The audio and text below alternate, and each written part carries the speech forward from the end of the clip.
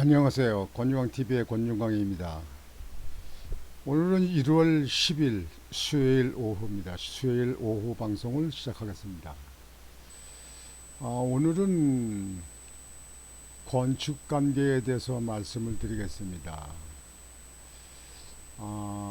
정부는 30년 된 노후단지 재건축 안전진단을 면제한다. 안전진단을 실시하지 않는다. 그렇게 했을 경우에 지금 현재와 따지면 한 6년 정도, 3년에서 6년을 안전진단이 만약에 허가조건에 빠지면 앞당겨서 할 수가 있습니다. 공사를 할 수가 있습니다. 이렇게 될 적에 전국에 95만 가구가 재건축 재개발을 착수할 수 있다. 재건축 재개발을 할 수 있다. 이런 얘기입니다. 30년 된 노후단지 재건축, 이 안전진단 때문에 시간이 참 많이 걸리는데요. 기본으로 1년 이상 걸리잖아요, 이게. 근데 총 허가 날 때까지 3년에서 5년 이렇게 걸리고 그러는데요. 그걸 좀 간소한다.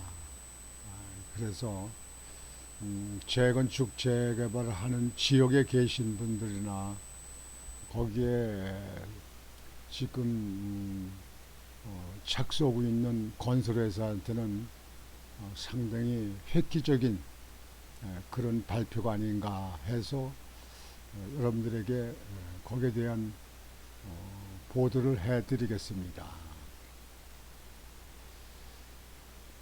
준공된 지 3년 된 아파트는 안전진단 없이도 재건축 사업에 착수할 수 있게 된다. 이로써 재건축 사업 기간은 최대 5년에서 6년 단축되고 2027년까지 전국적으로 95만 가구의 재건축 재개발이 가능할 것으로 보인다. 분당, 일산 등 1기 신도시 정비는 시계를 앞당겨 윤석열 정부 임기 내 착공에 들어간다. 국토교통부는 10일 경기 고양시 아람누리에서 윤석열 대통령 주재로 열린 국민과 함께하는 민생토론회에서 이런 내용의 국민 주안정을 위한 주택공급 확대 및 건설경기 보완 방안을 발표했다. 윤 대통령은 이날 모두 발언해서 정부는 재개발 재건축 규제를 아주 확 풀겠다며 30년 이상 노후화된 주택은 안전진단 없이 바로 재건축에 착수할 수 있도록 할 것이라고 밝혔다. 재건축의 경우 준공 30년 된 아파트는 안전진단을 통과하지 않더라도 재건축 사업이 가능해진다. 기존에는 안전진단 통과 후 정비구역 위반이 가능했지만 안전진단은 사업 시행인가 전까지 받도록 개선되는 것이다. 준공 30년이 되면 재건축 추진위원회를 구성하고 정비구역 지정, 정비계획 수립과 조합 설립 추진 병행이 가능해지면서 사업기간이 3년가량 앞당겨질 전망이다. 여기에 서울시 신속통합기획, 정비구역 지정 2, 3년 단축을 활용하면 최대 5, 6년까지 단축될 것으로 기대된다. 이번 조치로 서울에서는 노원구, 강남구, 강서구 등이 경기도에서는 안산시, 수원시, 광명시 등 최대 수혜를 입을 것으로 국토부는 예상했다. 재개발 사업은 진입 문턱이 낮아진다. 재개발 노후도 요건이 기존 주민동의 3분의 2에서 60%에서 완화된다. 촉진지구로 지정되면 50%로 줄어든다. 전에는 이게 주민 동의를 받는 걸 갖다가 상당히 시간이 많이 갔잖아요. 그걸 갖다가 주민 동의 60%만 받아도 가능하다 그런 얘기예요. 그러니까 상당히 좀 추진하는 조합이라든가 또는 건설회사에서는 상당히 좀 착공이 빨라질 수 있는 거죠. 신축 빌라가 밀집되어 있어도 노후도가 높은 지역은 접도율, 밀도 등 요건을 충족하지 않아도 된다.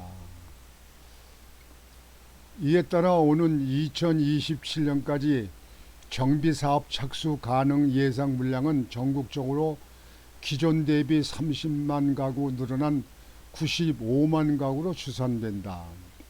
재건축은 75만 가구, 수도권에 55만, 지방에 20만, 재개발은 20만 가구, 수도권 14만, 지방 6만이다.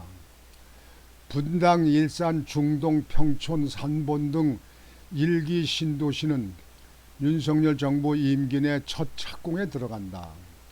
당초 임기 내 착공 준비 완료해서 임기 내 착공으로 시기를 앞당겼다. 이를 위해 올해 중 각 지역별로 한 곳 이상씩 선도지구를 지정한다. 이후 안전진단 면제, 용적률 상향 등을 통해 이르면 2030년 첫 입주가 목표다. 사업의 원활한 추진을 위해 내년 중 12조 원 규모의 전용 펀드인 미래도시 펀드를 조성하고 신도시 정비 전용 보증 상품도 출시한다. 1기 신도시 전체 재정비에 220조 원가량이 소요될 것으로 추산된다. 주거 사다리 역할을 수행하는 소형 주택에 대한 공급 규제가 개선되고 세제, 금융 지원도 이루어진다. 이달부터 2025년 12월까지 2년간 한시적으로 준공된 신축, 소형 신축 주택 60평방미터 이하, 아파트는 제외합니다.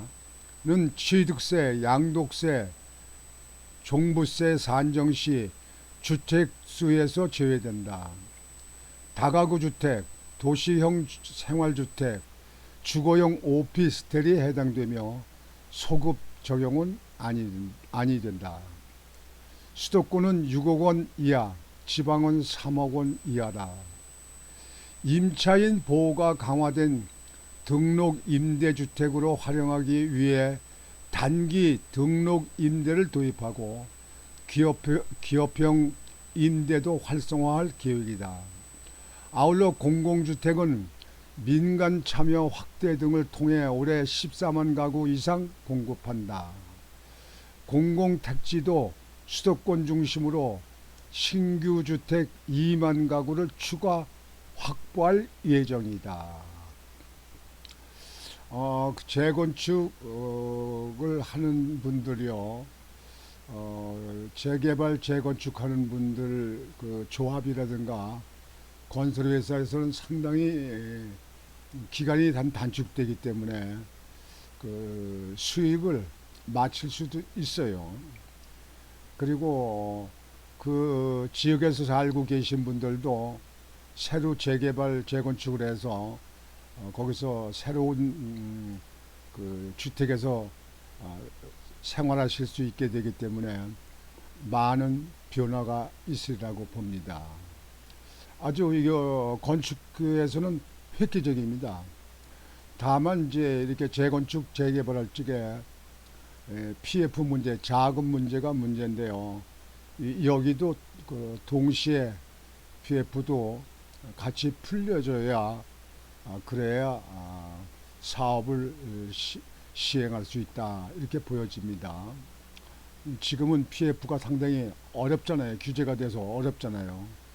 그래서 이거와 동시에 PF도 풀어줘야 된다고 생각을 합니다.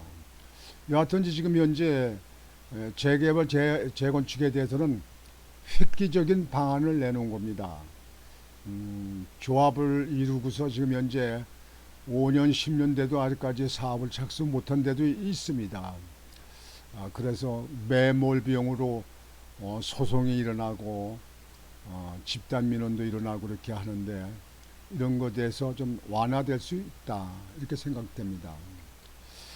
근데 꼭 이게 30년이 넘으면 이렇게 할 수 있다 이렇게 하는 거는요 좀 제가 볼 때는 너무 또 낭비가 되지 않겠느냐. 왜 그러냐면 아파트를 지으면 콘크리트가 수명이 100년이라고 그러는데요. 지금 현재 40년, 50년 된 아파트도 지금 멀쩡한 데가 많거든요.